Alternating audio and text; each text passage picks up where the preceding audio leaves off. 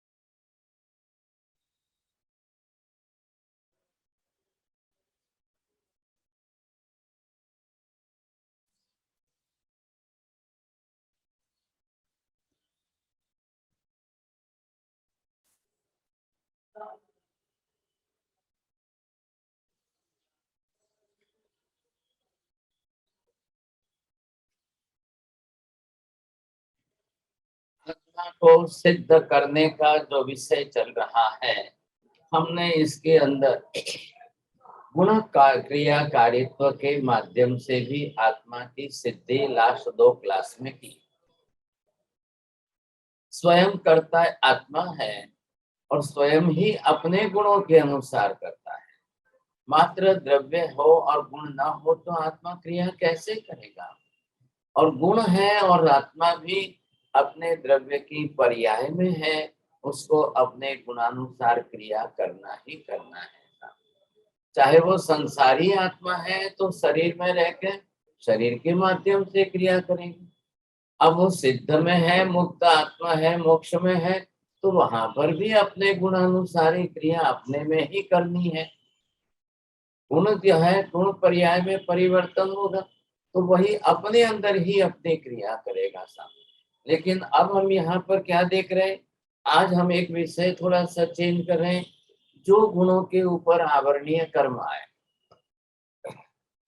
अब आत्मा अपने गुणों की करता है, गुणानुसारी क्रिया पे करता है, लेकिन गुणों पर अगर आवरणीय कर्म आ जाए तो कर्म की कर्ता भी आत्मा ही है और दूसरा कौन है? तो ही तो बात है, तीसरा तो कोई है ही नहीं, समझेगा नहीं। तो यहाँ पर मुख्य जो बात की जा रही है, अब जब हमने पहले सब गुणों के बारे में विचार विमर्श करके लिख दिया है, सत्य की निष्ठा का गुण है, समता का गुण है, नम्रता का गुण है, सरलता का गुण है, ये संतोष का गुण है, दया का गुण है, करुणा का गुण है, ये क्षमा मांगने का गुण है, अब ध्यान करने का भी गुण है, शांति रखने का भी गुण आत्मा का ही है। दूसरा कौन आने वाला है? ये सारे गुण जो है, अब ये गंभीरता भी आत्मा को ही रखनी है, धीरज भी आत्मा ही रखेगा साहब। अब इन जितने गुणों की हम विचारना विशेष कर लें, तो जो गुणों का क्रियाकारित्व रूप है, अब क्या हुआ है, इन सभी गुणों के ऊपर आवरणीय कर्म आ चुके हैं, छा चुके हैं सब। जब जब जीव ने अपने गुणों से विपरीत आचरण किया है, तब तब उस गुणों के ऊपर आवरणीय कर्म छा चुके हैं। बोलिए चौरडिया जी, क्या ख्याल है?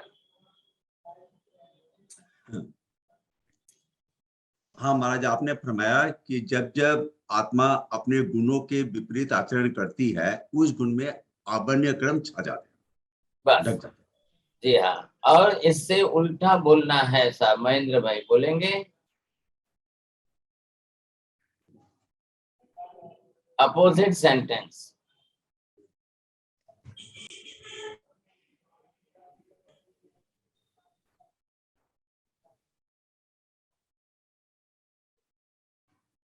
चलिए ठीक है, परमिता आवरण बेन ઘટતું નથી અથવા ઓછું લાગે છે।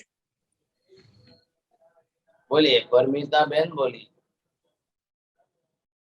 आत्मा जब जब अपने गुणों के अनुसार क्रिया करता है तो कर्मों का आवरण नहीं लगता, कर्मों की निद्रा होती है, होती है। आवरणीय कर्म क्षय होता है, बस। तो ये दोनों बेसिक प्रिंसिपल हो गए। जब आत्मा अपने गुणों के अनुसार आचरण करेगी, तब उसके लगे हुए कर्म भी क्षीण होकर के क्षय होते जाएंगे, और जब गुणों से विपरीत आचरण कर लेगी तो कर्म बंध जाएंगे। तो क्या हुआ है यहाँ पर, अब ये गुण है समता का, आपने क्रोध किया, इसलिए अब ये गुण आपका ढक गया साम। ये सत्यता का गुण था, ये ढक गया। नम्रता का गुण ढक गया, ये सरलता का गुण ढक गया। ये गुण जो है आपके आवरणीय कर्मों से ढकते गए, ढकते गए। अब जिस तरह से जीव ने जैसा भी किया, अपने गुणों से आवरण, ये आत्मा ने अब सब जगह पर कर्म के आवरण लग चुके हैं। अब क्या हुआ, आत्मा स्वयं जो है कर्म के आवरण के नीचे अपने गुणों को दबा बैठी।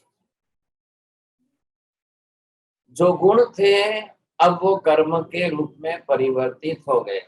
यही कपड़ा है, अभी इस समय बिल्कुल सफेद आपको दिख रहा है, इसको लाल करने पर आप बोलेंगे ये लाल साड़ी है। आप इसको पीले कलर में रंग दो, येलो बोलेंगे। आप इसको ग्रीन कलर में कर दो, आप कलर बोलेंगे। लेकिन कलर जिस पर चढ़ा हुआ है वो है तो कपड़ा ही है ना। कपड़ा तो अपने द्रव्य रूप में तो बदला नहीं है, खाली कपड़े के ऊपर के गुण जो थे वो आवरण से ढक गए, वो विपरीत आवरण वाले बन गए हैं, बस और कुछ नहीं। तो यहाँ पर क्या था, द्रव्य रूप में चेतन आत्मा, उसके ज्ञान दर्शन आदि गुण, अब उसका पर आवरण आ गया तो वो क्या बन गया, ज्ञानावरणीय कर्म, दर्शनावरणीय कर्म, मोहनीय कर्म। ये क्या हो गया, मिथ्यात्व मोहनीय कर्म। ये क्या हो गया, मान मोहनीय कर्म। ये क्या हो गया, माया मोहनीय कर्म। ये हो गया लोभ मोहनीय कर्म। सब कर्मों को अपने अपने गुणों के विपरीत नाम वाले पहचान लीजिए। अब जो प्रचलित प्रसिद्ध है वो तो हमको ख्याल है, लेकिन यहाँ आप बोलिए भी, क्षमा आवरणीय कर्म, गंभीरता आवरणीय कर्म, शांति आवरणीय कर्म, ध्यान आवरणीय मोहनीय कर्म, आप दया आवरणीय मोहनीय कर्म, करुणा, आवरणीय, मोहनीय, कर्म। अब जितने गुण है सबके ऊपर आवरणीय कर्म नाम लगाते जाए। गुण से कर्म विपरीत भाव में है, विकृत भाव में है, ख्याल है, विरुद्ध भाव में है। बस यही तो बात है। आत्मा है, आत्मा के गुण है। बस द्रव्यानुयोग में आपने क्या सीखा है? सबसे बड़ी बात, आत्मा द्रव्य रूप से कभी भी नष्ट होता ही नहीं है। आत्मा के एक भी गुण जो है वो अनंत काल में भी कभी नष्ट होंगे ही नहीं। बोलिए माता जी, बरोबर स्पष्ट शब्द ख्याल है? हाँ साहिब जी, आत्मा द्रव्य रूप से कभी नष्ट होता ही नहीं है और आत्मा गुण रूप से भी कभी नष्ट होता ही नहीं है। गुण उसके कभी भी नष्ट होते ही नहीं है। अच्छा है बेन, તમે બોલજો જરાક, શા માટે આત્મા દ્રવ્ય રૂપે નષ્ટ કેમ નથી થતો?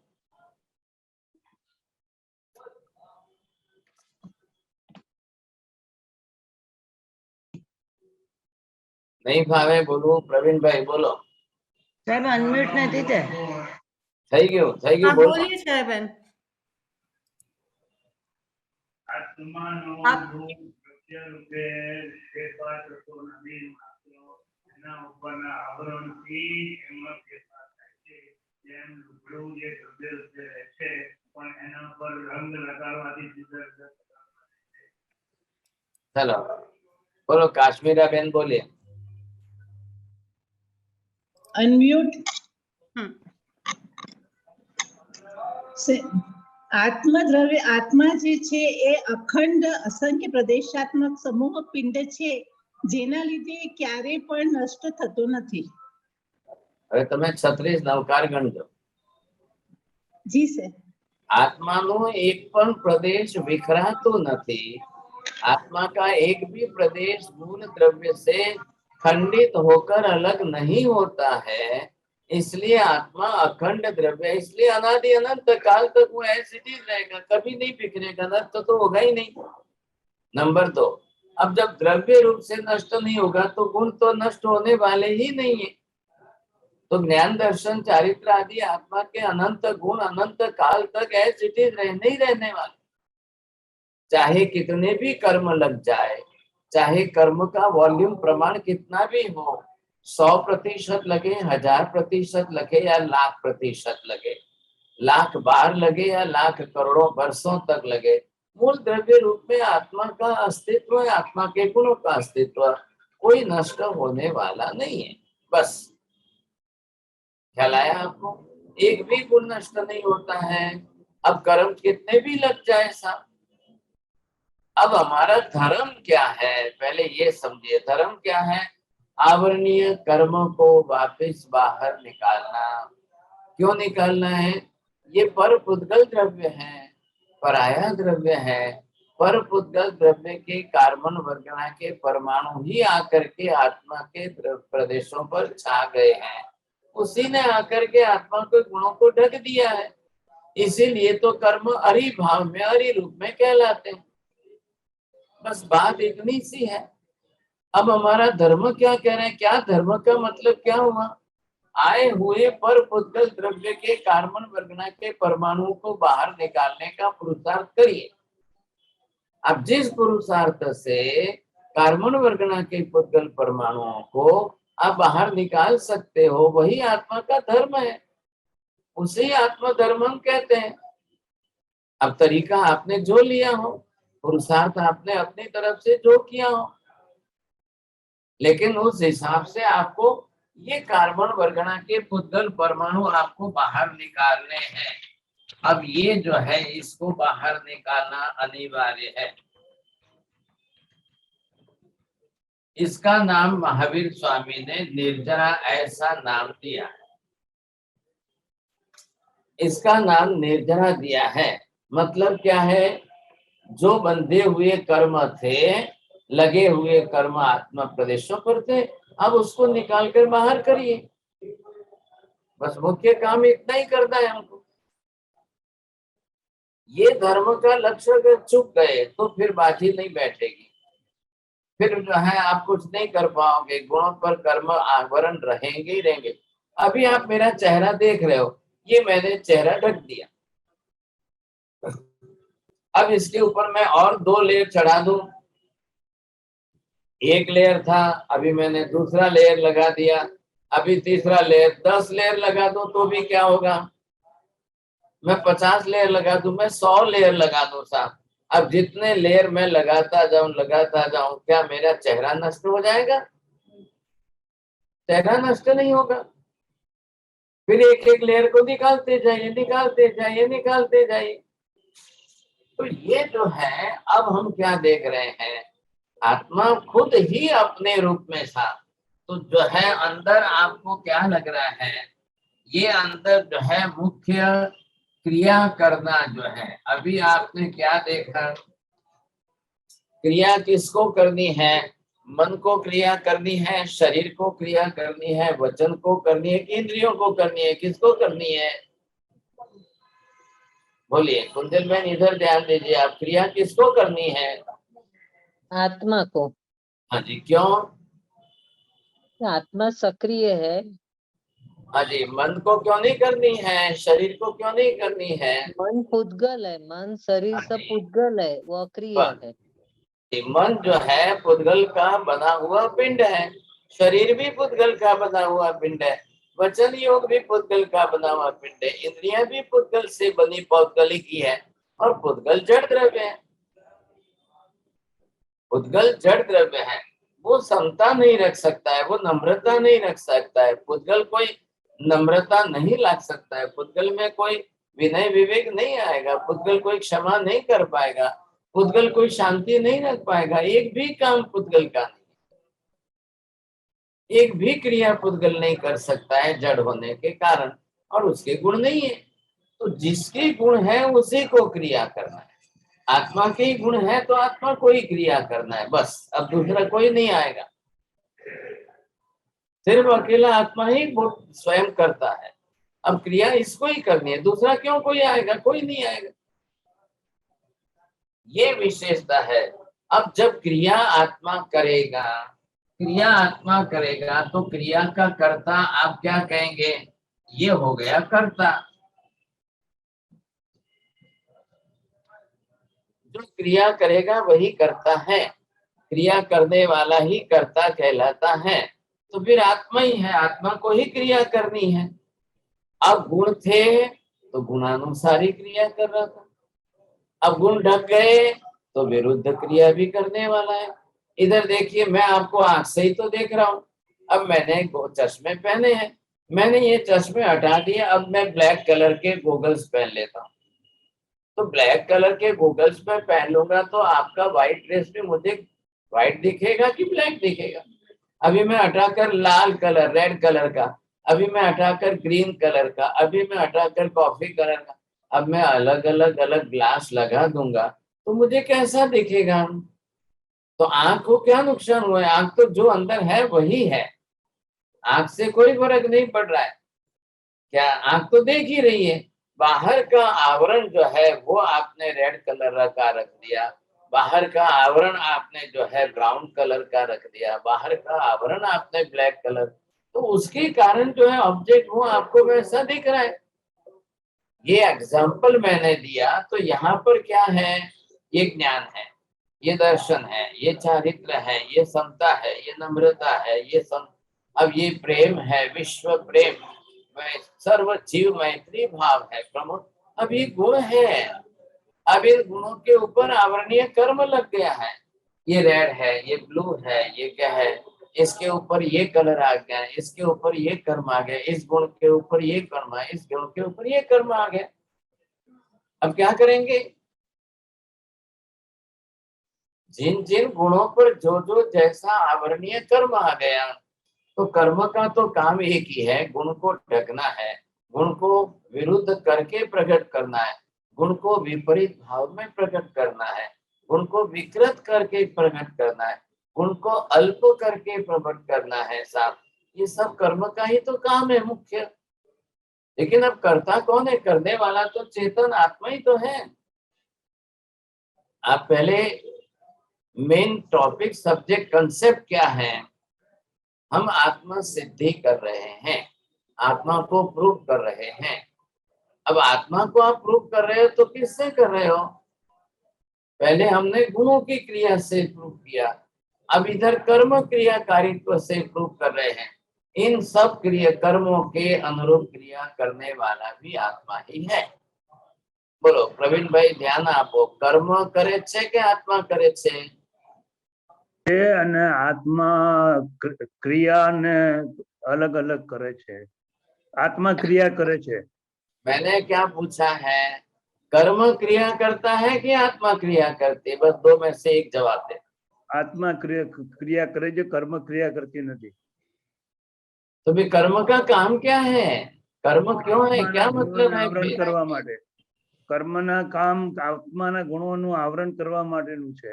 अब कर्म कारक बन गया है, कर्म कारण बन गया है, कर्ता तो आत्मा ही है।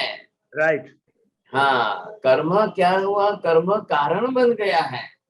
अब क्या होता है, एक तो जो है आप गाड़ी में बैठे हो, खुद चला रहे हो, और दूसरे को ड्राइविंग की सीट दे दी और ड्राइवर को हाथ में बैठा दिया।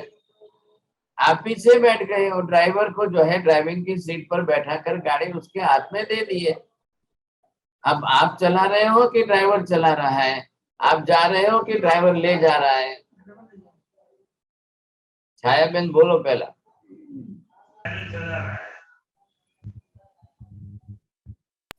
छाया बहन आप बोल सकते हैं। ડ્રાઈવર ચલાવે છે સાહેબ અને એ અમને લઈ જાય છે। હવે એ જ લેંગ્વેજ અહીંયા વાપરીને બોલો। આત્મા આત્માની ગાડી અત્યારે કર્મ રૂપી ડ્રાઈવર ચલાવે છે। એટલે કર્મકારક છે અને આત્મા કરતા છે। બસ આટલું જ કાકાને શીખવાડી દો ને જરા। સાહેબજી હવે એટલી જ વાત છે, कर्म कारक बन गया है और कर्म कारणीभूत निमित्त बन गया है। अरे किसी को बोलो भैया झूठ क्यों बोलता है? जो झूठ बोलता है वो अंदर सत्य को समझता है, जो सत्य को जानता है वही झूठ बोल सकता है। अंदर से वो सत्य को जानता है, इसलिए उसको विपरीत भाव करता है, तब वो असत्य होता है।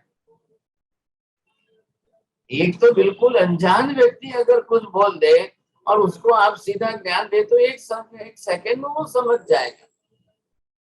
वो बोलेगा नहीं नहीं नहीं ठीक है मेरी गलती हो गई, मुझे मालूम नहीं था, आपने बता दिया, अच्छा किया। लेकिन जो जानकार है, स्वयं जो जानता है, वो जब उल्टा बोल देता है, असत्य बोलता है, अब आप उसको 10 बार भी सत्य समझाओगे तो भी नहीं समझेगा, फिर भी वो अपनी बात को पकड़ करके रख लेगा। सब ये तकलीफ है। अब यहाँ हम क्या सिद्ध कर रहे हैं? क्रिया का करने वाला कर्ता जो है वही आत्मा है।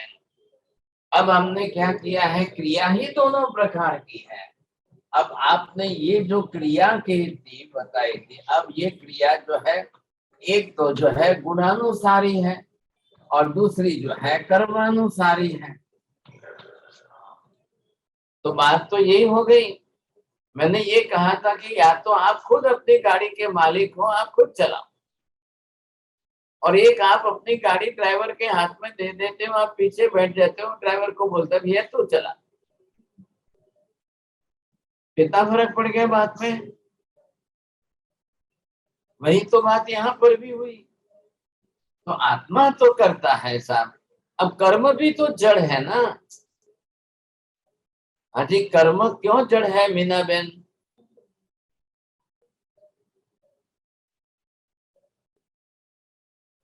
इसलिए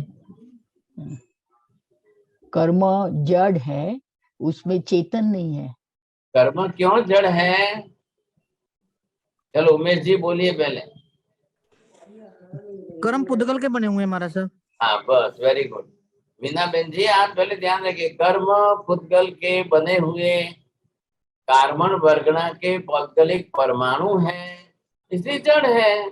पुद्गल जड़ द्रव्य है, तो पुद्गल के बने हुए कर्म भी जड़ है। बस अब क्या है, जड़ करता नहीं है, जड़ स्वयं होकर करता नहीं है, चेतन आत्मा ही करता है।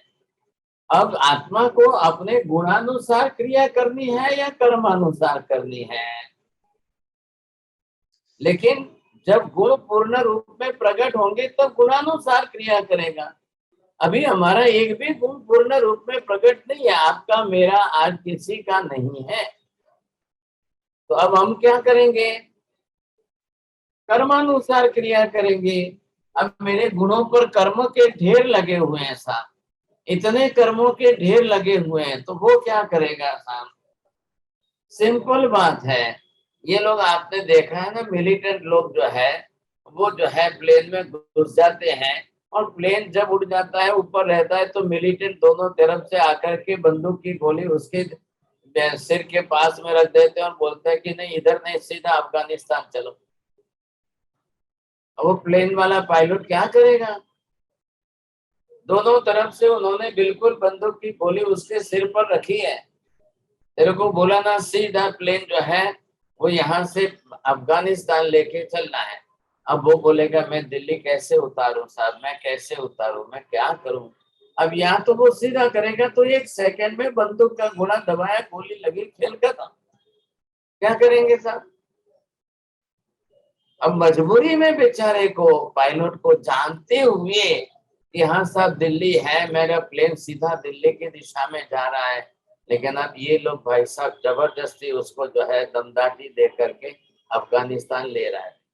आत्मा को चाहिए साहब वो अपनी तरह से सत्य बोले, आत्मा को चाहिए वो अपनी तरह से क्षमा करे, क्षमा मांगे, आत्मा को चाहिए वो अपनी तरह से नम्रता रखे, गंभीरता रखे, धीरजता रखे, सत्य की निष्ठा रखे। आत्मा को ये चाहिए अपने गुणानुसार क्रिया करना है। लेकिन अब कर्म आकर के, कसाय मोहनी आकर के जबरदस्ती अंदर ऊपर बैठ जाता है, बंदूक की गोली रखता है, नहीं मैं क्षमा नहीं मांगूंगा। मैं क्यों मांगूंगा क्षमा? मेरा क्या कसूर है? मैं क्यों मांगूंगा साहब? नहीं, हम देखेंगे साहब, बड़े भाई साहब आएंगे तब बात। अब ये करके वो अंदर से, अंदर आत्मा कहती है भाई मांग ले, क्षमा मांग करके आप अपने दिल को हल्का कर लो, कोई फर्क नहीं पड़ रहा है साहब। मैं क्षमा मांगूंगा तो क्या मैं छोटे बाप का हो जाऊंगा? क्या फर्क पड़ता है? लेकिन ये कर्म ऊपर चढ़कर बैठ गया है, नहीं नहीं मैं नहीं मांगूंगा, मैं नहीं मांगूंगा।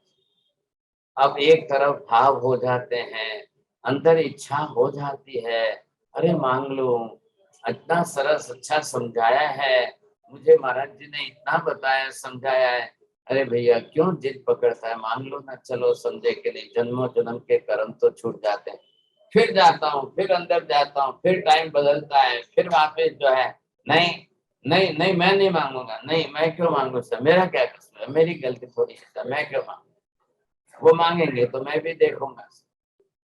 ये कसाय भाव, ये कसाय भाव का कर्म ये हमेशा ही आगे आ जाता है, पहले आगे आ जाता है, हर बात में आगे आ जाता है।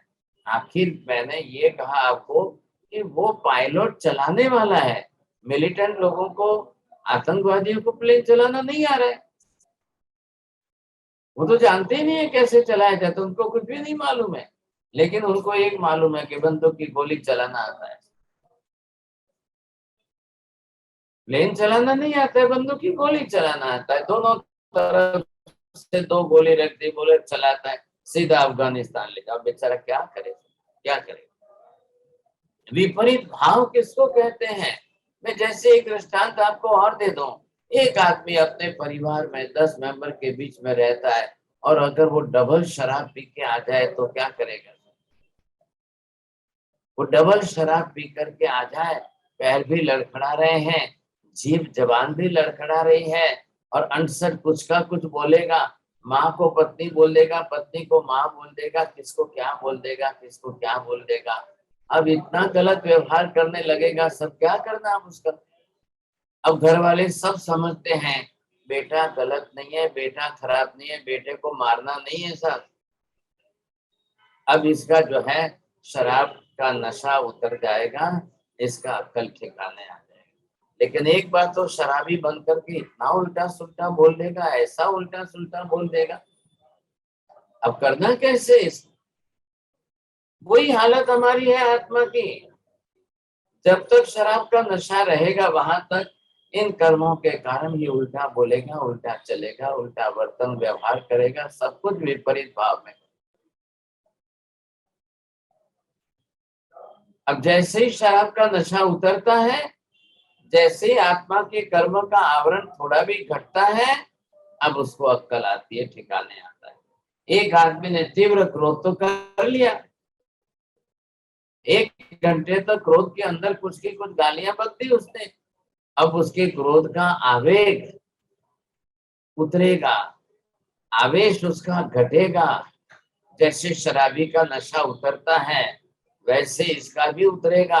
शराबी का नशा शायद 8-10 घंटे के बाद उतरता है, इसका भी जो है क्रोध का आवेश 24 घंटे बाद उतरेगा, 1-2 दिन के बाद उतरेगा, तो रियलाइज करेगा साहब, अरे हाँ साहब बरोबर, उनका कहना तो सही था साहब, नहीं उन्होंने बात तो सही की थी,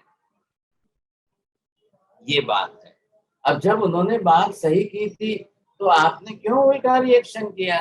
अरे भाई साहब अब क्या बताऊं, उस समय मेरा नशा, बस मेरे को इतना जल्दी आवेश आ जाता है, इतना जल्दी। आपने सुना भी अधूरा, अधूरा सुन करके एकदम नशे में चढ़ गए, आवेश में चढ़ गए, और आपने 4 गालियां सुना दी। अब 2 दिन बाद जब अक्ल ठिकाने आ रही है, तब क्या करना? क्या करना? बहुत लोग होते हैं, बहुत लोग शॉर्ट टेम्पर होते हैं, कई लोग तो पूरा वाक्य भी नहीं सुनते हैं, और 2 वाक्य तो वो सुनेंगे ही नहीं, आपका अधूरा सुनकर वो मैदान में कूद पड़ेंगे, आदत से लाचार है। और पहली मिनट उनको आवेश आता है, पहली मिनट में उनका आवेश तीव्र हो जाता है, और फिर अपनी तरफ से कि सामने वाले के लिए अपशब्द बोलने की उनकी आदत होती है, वो गाली गलौज के अपशब्द बोल ही जाएंगे। अब उनको खुद को भान नहीं रहता है, अरे मैं किसके लिए क्या बोल रहा हूँ, लेकिन वो अपनी आदत से लाचार है और शॉर्ट टेम्पर है, वो पूरा वाक्य भी नहीं सुनना चाहते, इतने शॉर्ट टेम्पर है कि 2 बात भी पूरी नहीं सुनेंगे और फटाक से बिल्कुल क्रोध के आवेश के अंदर कुछ भी बोल जाए। ये कर्माधीन स्थिति है। अब आप एक कर्म आवेश का कर्ता, कर्म का कर्ता आत्मा है, तो अब उसके लिए हर शब्द को आप छोड़िए साहब, क्रिया की, तब उससे हमने कर्म बांधे। अब कर्म बांधे हैं, कर्म की क्रिया का कर्ता कौन है? समता रखने वाला कौन था? तो क्रोध करने वाला भी कौन होगा? नम्रता रखने वाला कौन था? तो अहंकार करने वाला भी कौन होगा? शरीर तो नहीं करेगा साहब, मन तो नहीं करेगा, वचन युक्त तो नहीं करेंगे, कौन करेगा साहब? तो समता किसने रखी थी? सहन किसने किया था? वही क्रोध करेगा। मैंने ये कहा है कि सफेद कपड़ा किसने देखा था? सफेद कपड़ा भी मेरी आंख नहीं देखा था।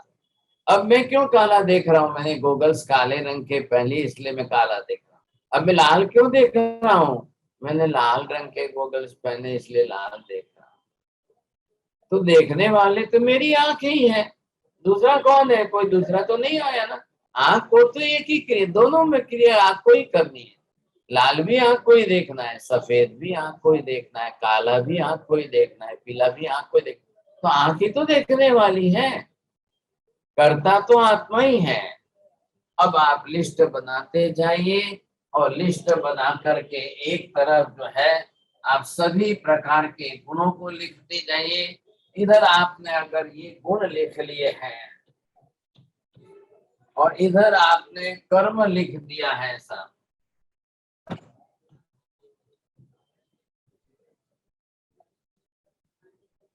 अब अगर गुण प्रकट है तो गुण का, और नहीं तो गुण के सामने आवरणीय कर्म है, तो अब कर्म का, अब ये कर्ता जो है कौन है?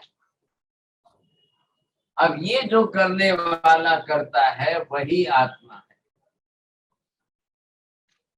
गुण लिखा है तो गुण का कर्ता भी जो था, उसी गुण के ऊपर आवरणीय कर्म आया, अब उस आवरणीय कर्म का कर्ता भी आत्मा ही है। बोलो साहेब, હવે ખાય છે પીએ છે કોણ? શરીર. કાકા તમે બોલો, માજી તો બોલી ગયા।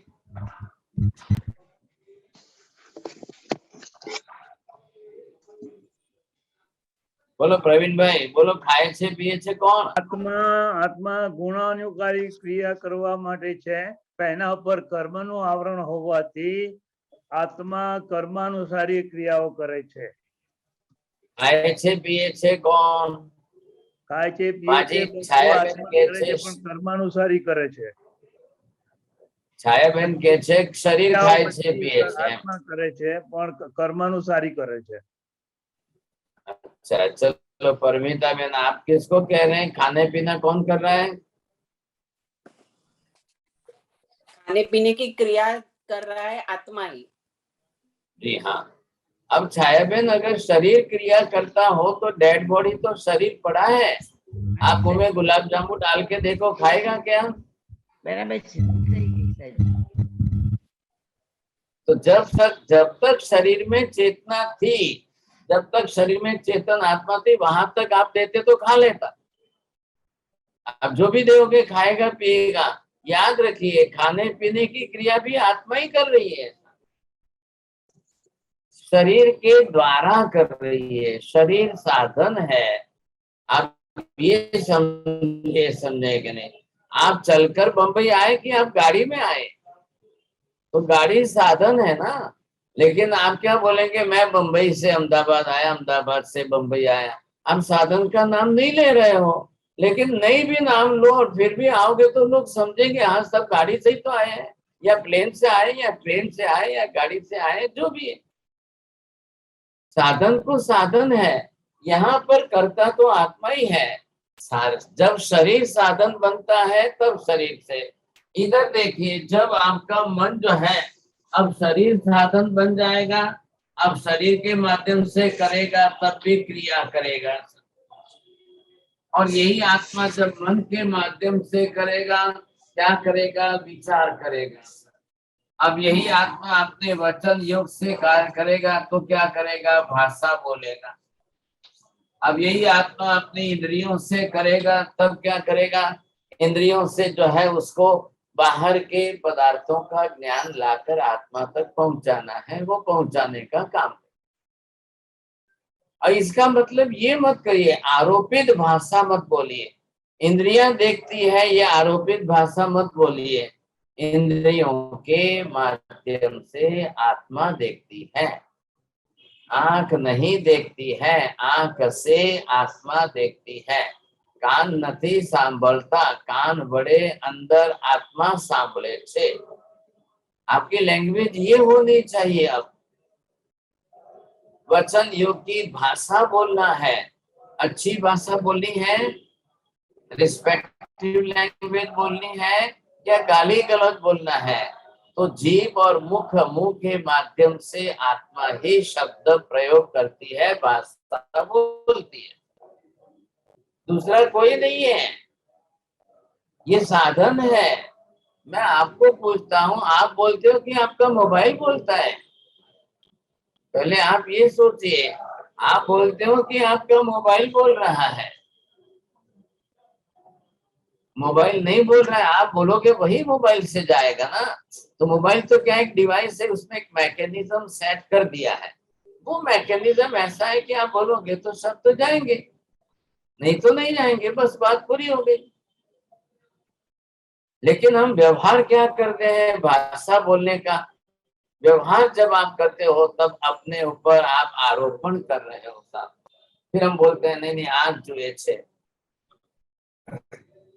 लेकिन सामने देखो, कई लोग स्पष्ट बोलेंगे, मुझे कान से कम सुनाई देता है, मुझे आंख से कम दिखाई देता है, मेरी आंखें कमजोर है। इसका मतलब क्या हुआ? ये मेरी शब्द बोलने वाला किसका रिलेशन बता रहा है? आत्मा कमजोर क्यों नहीं बोलता है? आंख कमजोर है, आत्मा कमजोर नहीं है, ऐसा नहीं बोल रहा है। तो देखने की शक्ति जो है, अब ये लिस्ट बनाना है पूरा। माता जी अब आप क्या लिखेंगे? 108 गुण लिखे हैं, इधर 108 आवरणीय कर्म लिख करके सबके नाम लिखकर एक एक वाक्य बनाइए। अब आत्मा ही क्रिया करने वाली है, गुणानुसारी करती है तब ऐसी क्रिया करती है, और कर्मानुसार ये करती है, तब विरुद्ध क्रिया ऐसी करती है। अब सबका लिस्ट बनाकर आपको लिखना है, ये कौन सा गुण है और ये सामने कौन सी क्रिया है, ये कर्म कौन सा है। इधर जिस जिसके सामने जो जो गुण आप रख लो। अब जिसके सामने जो गुण रखा उसके सामने आवरणीय कर्म रखो। अब ये जो है प्रत्येक गुण के सामने आवरणीय कर्म है। अब इस समय हमारा गुण कितना प्रकट है ये आपको देखना है। अगर यहाँ पर ये गुण आपका जो है ये इतना अंश इसका खुला है, तो आपका ये गुण जो है इतने अंश में से गुण प्रकट होगा और इतने अंश में से कर्म प्रकट होगा। तो दोनों ही प्रकार की क्रिया तो आत्मा ही को ही करनी है। ये अगर मति ज्ञानावरणीय कर्म है, याद भी आत्मा को ही रखना और भूलना भी आत्मा को ही। दोनों ही काम हुए कि नहीं हुए। ये अगर आपका जो है श्रुतक ज्ञानावरणीय कर्म है, तो श्रुतक ज्ञानावरणीय कर्म के अंदर इतना अंश उसका गुण का प्रकट खुला है।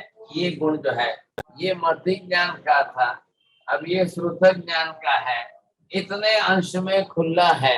इतने अंश से वो जो क्रिया करेगा साहब, अब इतने अंश में 10-20% उसको समझ में आएगा, 80% समझ में नहीं आएगा।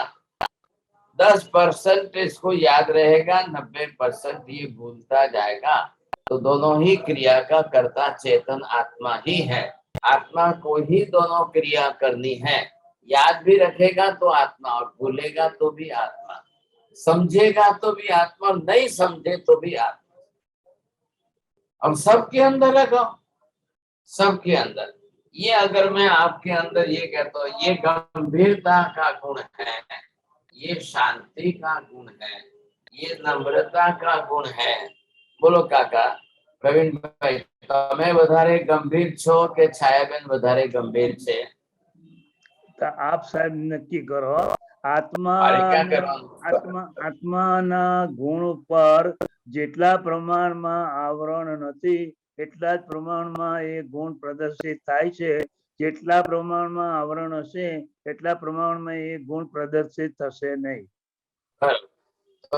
બંને ક્રિયા ગુણ આત્માને જ કરવાની છે। ખ્યાલ આવ્યો? એટલે આ જે ગંભીરતાનો ગુણ છે એ ગુણ હવે તમારું પ્રગટ કેટલું છે અને ઢંકાયેલું છે કેટલું। जिसका जो गुण जितने प्रतिशत प्रकट है, आत्मा उतने प्रतिशत गुण के अनुरूप क्रिया करेगी। जिसका कर्म जितने प्रतिशत है उसकी आत्मा कर्मानुसार उतने प्रतिशत करेगी। अगर कर्म की मात्रा ज्यादा है तो वो ज्यादा प्रकट करेगी, गुण की मात्रा ज्यादा है तो गुण ज्यादा प्रकट करेगी। अब दोनों का कर्ता तो आत्मा ही है, तो समझना तो आत्मा को ही पड़ेगा ना। अब यहाँ पर आप देखिए कि गुण जो है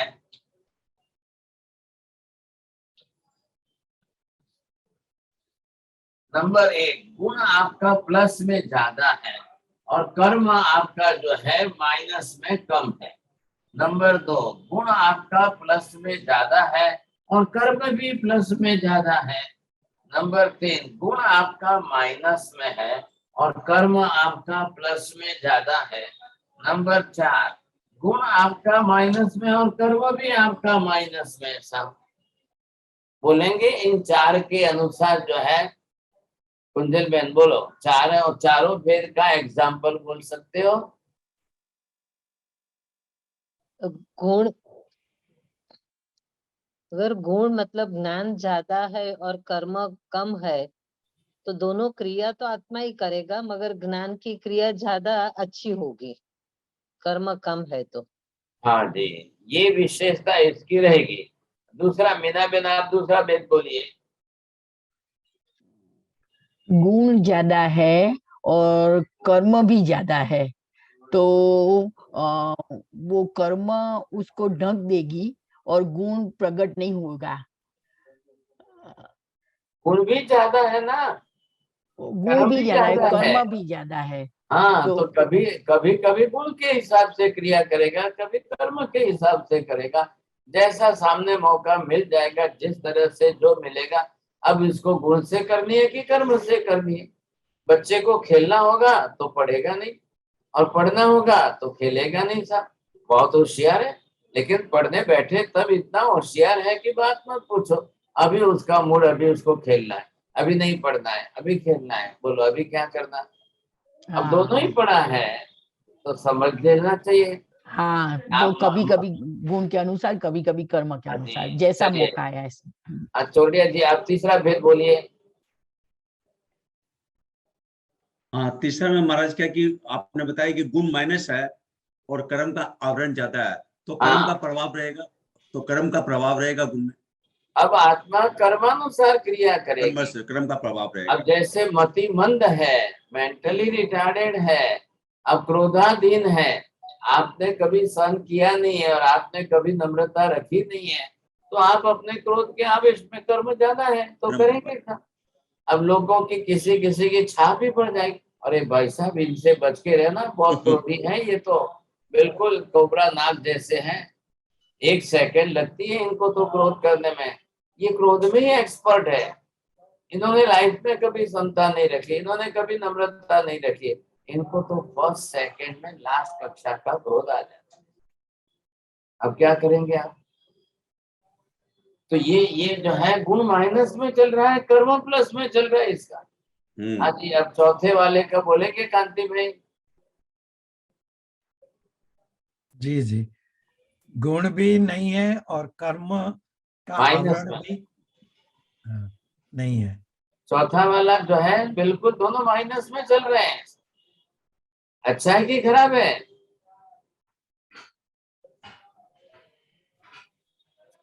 कर्म का माइनस में होना अच्छा है, लेकिन गुण का माइनस में होना ये तकलीफ वाला है ना। तो जी। ये तो बिल्कुल ही नहीं चाहिए था। सबसे अच्छा कौन सा है? हाँ जी, इधर देखिए, महाराज सबसे साहब, बढ़िया सब।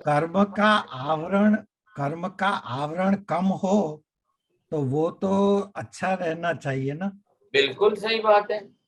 तो नीचे वाला कर्म का आवरण कम है ना, चौथा अभी नंबर। अभी क्या देख रहे हैं, दूसरे कर्मों का आवरण बहुत ज्यादा कम है, लेकिन गुण भी नहीं है साहब। लड़का बहुत अच्छा है, स्मार्ट है, यंग है, ब्यूटीफुल है, लेकिन मेंटली रिटार्डेड, ज्ञान भी तो प्रकट नहीं है साहब। लड़की देखने गए तो लोगों ने इतनी पसंद कर ली साहब, इतनी अच्छी लड़की है, इतनी अच्छी, हमको तो इसी से शादी करके बहू बना के घर में लानी है। लेकिन दूसरे दिन पता चला कि वो तो गूंगी बहरी है, बोलती नहीं है। तो अब क्या करना? आप तो नक्की करके आए थे हमको तो बहू बनानी है, घर में लानी है, अब वापिस ना बोलने जाना पड़ेगा ना। नहीं नहीं भाई साहब, हमने तो देखी तो बहुत अच्छी लगी थी, देखी तो बहुत अच्छी लगी, लेकिन वो मालूम नहीं था। वो दूसरे दिन पता चला कि वो तो मुंगी बहरी है साहब। नहीं नहीं, हमको शादी नहीं करनी, नहीं हमको शादी नहीं करनी। अब क्या करना? बेटे ने तो पसंद किया। किसमें माइनस चल रहा है, किसमें प्लस चल रहा है? किसमें माइनस चल रहा है, किसमें प्लस चल रहा है? मैं ये कह रहा हूँ कि इन सब का कर्ता देखिए आप जैसे ही होमवर्क करने बैठोगे, आपके पास बहुत टाइम है, तो 108 गुण लिखे, 108 कर्म लिखे, दोनों का कर्ता आत्मा कैसे सिद्ध होता है? क्योंकि आत्मा के सिवाय दूसरा करने वाला कोई नहीं है। आकाश तो संता रखेगा नहीं, धर्मास्तिकाय को तो बीच में आके कुछ करना ही नहीं है, तो वो उनकी तो बात ही चली गई। अब आत्मा और पुद्गल दो ही तो है। अब मन भी पुद्गल का बना हुआ मनोवर्गणा का पिंड है, शरीर औदारिक वर्गणा का बना हुआ पुद्गल पिंड है, वचन युग भाषा वर्गणा के पुद्गल पिंड है, इंद्रिया भी तो आत्मा ने अपने लिए बनाई है सब, तो वो भी तो पुद्गल ही की। अब आप सोच लो, बताइए आप, तो फिर क्रिया कौन करेगा? इसलिए चेतन आत्मा एक ही है, चेतना शक्ति उसी की है। अब कर्म करना है तो कर्म भी उसी को करना है, गुण के अनुसार क्रिया करनी है तो भी आत्मा को। दिखाई भी देगा तो मुझे ही दिखाई देगा, नहीं भी दिखाई देगा तो मुझे नहीं दिखाई देगा। काला भी दिखाई देगा तो मुझे, लाल पीला भी दिखाई देगा तो भी मुझे ही दिखाई देगा सब। मैं आँख को दोष नहीं दे सकता हूँ, जैसे मैंने गूगल्स पहने उसी को। ये हम सबसे बड़ी बात कर रहे हैं पहले कि आत्मा सिद्धि कर रहे हैं। अभी देखिए आत्मा शुद्धि की बात नहीं, आत्मा को सिद्ध कर रहे हैं और शरीर से भिन्न सिद्ध कर रहे हैं। आ रहे हैं ना ध्यान में? एक भी क्रिया यहाँ शरीर नहीं कर रहा है, शरीर खुद होकर कुछ नहीं कर रहा है, क्योंकि आत्मा जब शरीर छोड़कर चली जाती है तब शरीर अकेला कुछ नहीं करता। शरीर पड़ा है लेकिन उसी सेकंड से बिल्कुल डेड बॉडी, उसी सेकंड से अब वो नहीं करेगा, कुछ नहीं करेगा। लेकिन अगर आत्मा है, कर्म का ढेर उसके ऊपर है, तो कर्म के हिसाब से भी उसी को करना है सर। अब मैं आपको ये पूछता हूँ चौड़िया जी, आप ये बताइए कि घोड़ा चल रहा है कि गाड़ी चल रही है? हमारा घोड़ा चल रहा है। अच्छा, इनको लग रहा है घोड़ा चल रहा है। अब बोलो हिना बेन, बोलो गाड़ी चल रही है कि घोड़ा चल रहा है? घोड़ा गाड़ी देखिए ना, घोड़ा गाड़ी, बुलक कार, बैलगाड़ी, तो कौन चल रहा है? अगर घोड़ा नहीं होगा तो गाड़ी चलेगी? बैल नहीं है तो बैलगाड़ी कैसे चलेगी? अब बैल और गाड़ी दोनों को जोड़ करके रखा है, घोड़ा और गाड़ी, घोड़े को गाड़ी के साथ बांध करके रखा है, तो घोड़ा एक कदम चलेगा तो गाड़ी भी एक कदम चलेगी। घोड़ा 10 कदम चलेगा, गाड़ी भी चलेगी। घोड़ा धीरे चलेगा, गाड़ी धीरे चलेगी। घोड़ा फास्ट भागेगा, गाड़ी भी आपकी फास्ट भागेगी। तो यहाँ पर क्या है? आत्मा भी है, शरीर भी है। आत्मा ही तो शरीर चला रहा है। आपका वजन चाहे कितना भी हो, एक हाथी का वजन कितना है, लेकिन हाथी को भी तो दौड़ते हुए देखा होगा ना कभी आपने? भले है उसका 9000 किलो वजन है, तो अपने वजन के हिसाब से वो भी है, तो दौड़ेगा तो कौन दौड़ेगा? हाथी दौड़ेगा ना। आप बोलोगे भाई साहब इतना वजन कैसे चलेगा, इतना वजन कैसे चलेगा, लेकिन दौड़ के देखो, आप हाथी के साथ दौड़ के लगाओ। तो ये हम क्या सिद्ध कर रहे हैं? पहले यहाँ पर ये सिद्ध हो रहा है कि गुणों का जो करता है वही कर्म का भी करता है। क्यों? कि आवरणीय कर्म भी किसको लग रहे हैं? द्रव्य आत्मा को लग रहे हैं कि गुण पर लग रहे हैं? माता जी बोलिए, पहले आप ये बताइए, कर्म किसको लग रहे हैं? आत्मा को साहेब जी। गुणों के ऊपर, आत्मा के ऊपर लग रहे हैं कर्म। अच्छा, किसको बोलना आएगा? बोलिए सब। भावना बेन शाह बोल सकेंगे? आत्मा के जो गुण है उस पे आवरण लगता है। चलो कांति भाई बोलो। तो मैं सोचता हूँ समझ के कौन बोलता है, बस यही देखना है। जी बोलो। आत्मा पर नहीं लगते हैं। चलिए सर बोलो। बोलो। हाँ बोलिए। आत्मा के प्रदेश को लगते हैं, गुण को आवरण करते हैं। बहुत अच्छा है, जो फर्स्ट प्राइज इनको आया। देखिए आप थोड़ा सा माता जी शब्दों को ध्यान रखे बोलिए, तब आपको क्या लाएगा। लगते किस पर है? आत्मा के प्रदेशों के साथ एक रस होते हैं, बंद होता है। शक्कर घुलेगी किस में? दूध में घुलेगी, लेकिन मीठा किसको करेगी? वैसे ही आत्मा पर लगेंगे कर्म का बंध किसके साथ होगा? आत्मा प्रदेशों के साथ होगा, लेकिन वो काम क्या करेंगे? गुणों को ढकने का काम करेंगे। आपने छतरी ली है तो छतरी अपने सिर पर उठाई आपने, लेकिन वो छतरी काम क्या करेगी? बारिश आपके शरीर पर गिरने नहीं देगी। बात इतनी सी है। हाँ जी साहब, समय कम है, बोलिए किसी को पूछना है?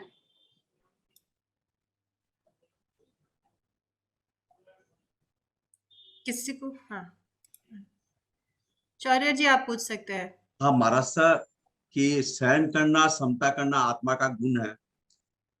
अब आप महाराज साहब बता रहे हैं, फरमा रहे हैं कि आत्मा जब गुस्सा करती है तो भीतर से आवाज आती है कि भाई तुम शांत रहो, क्योंकि वो आत्मा का गुण है। तब फिर वो जो गुस्सा करती है उसका करता फिर आत्मा कैसे हुआ? वो तो कर्म के कारण गुस्सा करना पड़ रहा है। बरोबर है ना? तो वही मैं कह रहा हूँ, कर्म नहीं कर रहा है, आत्मा कर्म के अधीन कर रही है। मोबाइल नहीं बोल रही है, मोबाइल नहीं बोल रहा है, आप खुद बोल रहे हो। आपके शब्दों को मोबाइल मात्र यहाँ से अपने मैकेनिज्म के हिसाब से वहां फेंक रहे हैं बस। वैसे ही तो यहाँ पर बात है ना, आत्मा के कर्म है, लेकिन कर्म खुद तो करता नहीं है, आत्मा ही करता है, तो आत्मा ही कर रही है सब। जी भावना जी, आप अपना प्रश्न पूछिए। हाँ साहब जी, आपने जो 4 वेरिएशंस दिए ने, ये गुण प्लस कर्म, गुण प्लस और कर्म माइनस, ये 4, उसमें जो चौथा ऑप्शन है जिसमें गुण माइनस और कर्म भी माइनस, जैसे आपने एग्जांपल दिया कि लड़का बहुत अच्छा है लेकिन मेंटली रिटार्डेड है, तो मेंटली रिटार्डेड होने की वजह भी तो उसका कर्म ही है ना। हाँ जी, तो फिर कर्म, आप दूसरा कर्म ले लो, इधर ये ले लो, एक गुण इधर ले लो, इधर ये कर्म ले लो, दोनों ही तो है। नहीं, लेकिन दोनों माइनस जब है तो गुण का जो नहीं प्रकट होना, या तो गुण में जो माइनस है वो भी तो कर्म के कारण। ये कर्म दूसरा ले लो, उसको ब्यूटीफुल बनाने वाला, अब उसको जो भी है जैसा कर्म उसका, अब इधर उसका गुण भी माइनस हो गया, अच्छा लगते हुए भी खराब हो गया कि नहीं, दोनों ही माइनस में गए। हाँ, तो दोनों ही माइनस में गए तो वो फिर उसकी क्रिया गुणानुसार कम होगी, कर्मानुसार भी कम होगी। बिल्कुल बिल्कुल कम ही हो गए, दोनों ही कम। ऐसा ही समझना है ना। हाँ बिल्कुल सही बात। हाँ बोलो छाया बहन जी। બોલીએ છાયા જી। પ્લસ માઇનસ જ્યારે પણ થાય ત્યારે આપણને કઈ અનુભૂતિ થાય? ચોક્કસ થાય ને, રોજની અનુભૂતિ આપણને જ છે। તમને ગુસ્સો આવ્યો, તમને અનુભવ ન થયો? તમને ગુસ્સો આવ્યો એની ખબર ન પડી? અને તમે આજે સહન કર્યું એ તમને ખબર ન પડી? પડી। હા, એ તો અનુભવ છે, એને જ અનુભવ કહેવાય ને।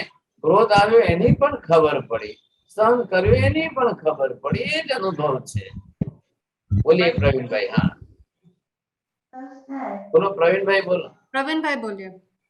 સાહેબ, સિદ્ધ આત્માને કર્મ લાગતું નથી, એનું કારણ કે સિદ્ધ ભગવાન પાસે કોઈ કર્મની વર્ગણાઓ નથી, એ કારણ આપી શકાય? રાગ દ્વેષ જ નથી, ખ્યાલ આવ્યો? મૂળ બાંધનાર हेतु, मुख्य बांधनार कारणीभूत निमित्त राग द्वेष છે જ નથી। जब उनके पास राग द्वेष नहीं है तो वो क्रिया ही नहीं करेंगे, कर्म ही नहीं करेंगे, सब बांधेंगे ही नहीं।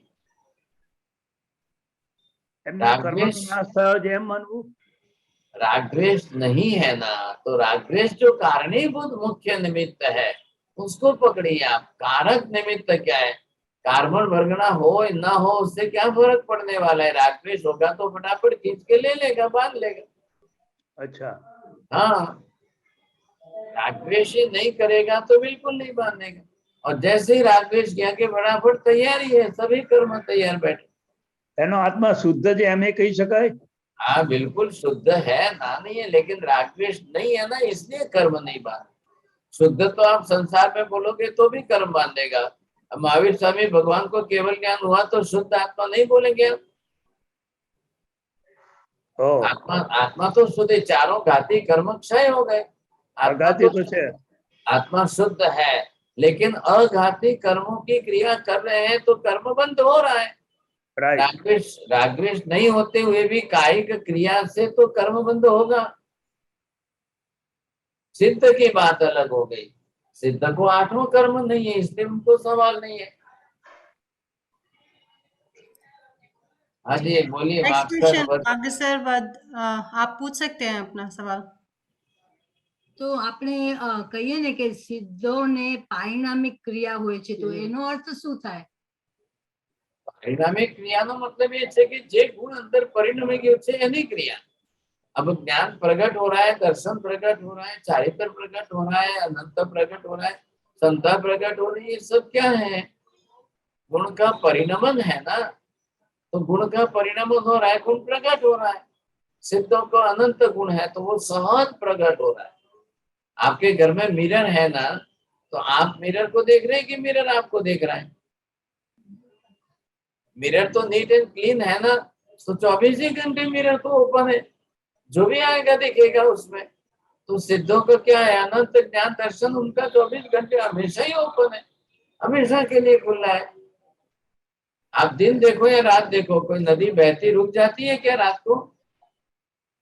रात हो गई तो इसका मतलब ये थोड़ी कि नदी का पानी बहता रुक जाएगा। नदी के बहते प्रवाह को रात से क्या मतलब और दिन से क्या मतलब? वो चलता है, चल ही रहा है। ओके आत्मा को पहले सिद्ध कर रहे हैं हम, आत्मा ही सिद्ध हो रही है। गुणों की क्रियाकारिता भी आत्मा में और कर्मानुसारी क्रियाकारिता भी आत्मा। गुण हो तो गुणों का कर्ता भी आत्मा है, कर्म है तो कर्म का कर्ता भी आत्मा ही। दोनों की बात एक ही आ रही है सर। और किसी के कोई और प्रश्न है तो आप पूछ सकते हैं। साहब जी आई थिंक सब प्रश्न खत्म हो चुके हैं, सो हम समापन की ओर प्रस्थान करेंगे। हरि मंगल पाठ। हाँ। मंगल पाठ सच। नमो हरियंताणम नमो सिद्धाणम नमो हरियाणम नमो वज्रायणम नमो लोये सर्वसाहुणम हे सुपंच नमोकारो सर्व पावपनाशनो मंगलाणं च सर्वेसिं परमं हवै मंगलम। मंगलम भगवान वीरो मंगलम गौतम प्रभु मंगलम स्थूलिभद्राद्या जैन धर्मोस्तु मंगलम। चत्तारि मंगलम अरिहंता मंगलम सिद्धा मंगलम साहु मंगलम केवलम मंगलम।